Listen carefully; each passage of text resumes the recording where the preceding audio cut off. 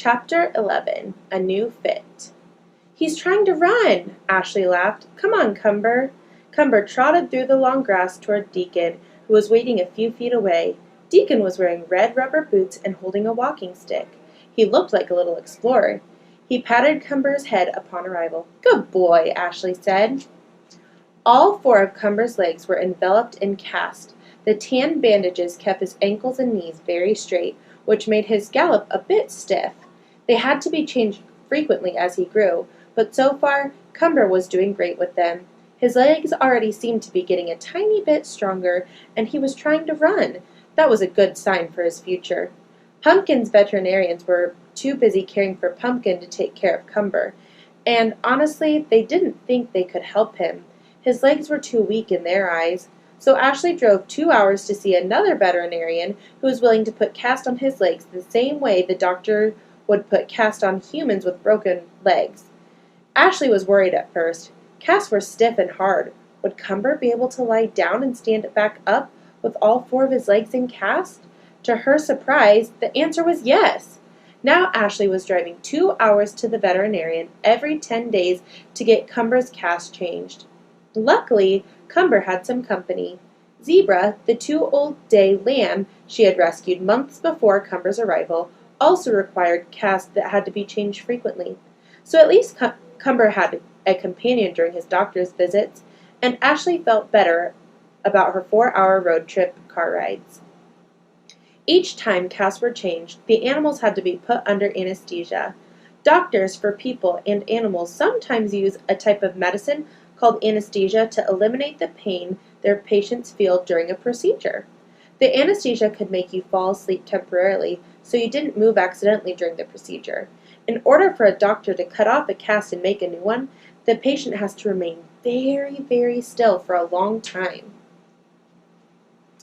And that was important for an energetic baby like Cumber. Every time they put on a new cast, he adjusted quickly to the new fit.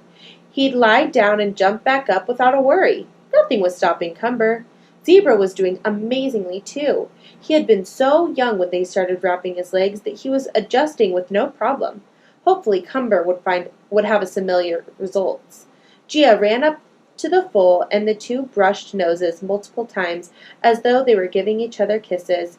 Ashley loved seeing her rescues befriend each other. Who would have known that a German shepherd and a dwarf pony would become so close? Or that a goat and a foal could bond over their disabilities? Cumber had one thing on his mind: running. It was so much fun. Every once in a while, he had to go for a long drive and then go to sleep for a bit. But he woke up, his legs wrapped in pan bandages.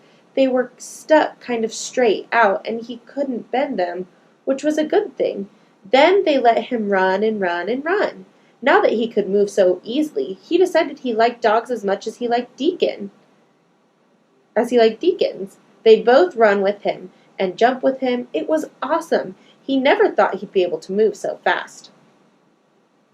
It was so wonderful to see Pumpkin and Thea again. Ashley greeted both of them with a big smile and hug. She was visiting the animal hospital alone today.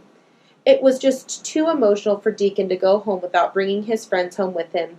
He was only 3.5 years old, and he didn't quite understand how important it was for Pumpkin to heal in a safe place with doctors nearby. But Ashley wanted to visit Pumpkin as much as she could. After spending so much time in the hospital with no one but Thea to keep her company, Pumpkin was probably desperate for some interaction.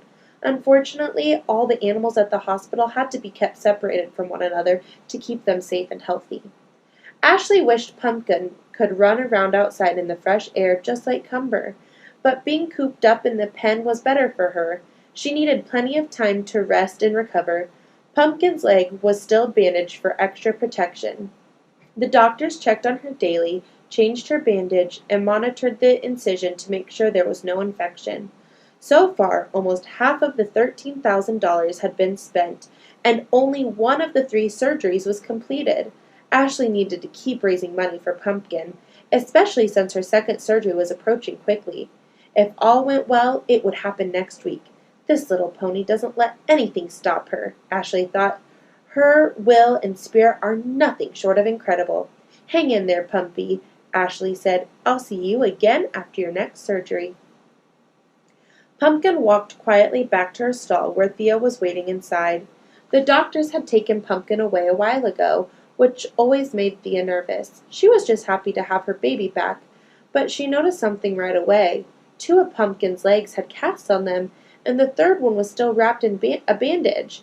She looked as though she was in a bit of pain. Thea hoped they would give her some medicine as they did the last time. It would make her feel better. It was taking a really long time, but it seemed that slowly but surely these people were making each of Pumpkin's legs feel stronger. Thea had to keep trusting them. The first leg was starting to look amazing. The vets kept it wrapped up for extra protection, but Pumpkin could walk on it perfectly. Thea hoped the next two would eventually feel the same way, but she knew that it would take a lot of time, and it felt as if they had been away from home forever. She got to see the nice lady occasionally, but she knew Pumpkin missed the little boy with the curly hair. She was sure he missed Pumpkin, too. She curled up next to her daughter. It would make them both feel better. As long as they had each other, they'd be fine. Pumpkin's second surgery was a success. Her front right and back left legs were in cast. Now 3 of her 4 legs were complete. Only one more surgery to go. To celebrate, Ashley decided that Pumpkin and Deacon should be reunited.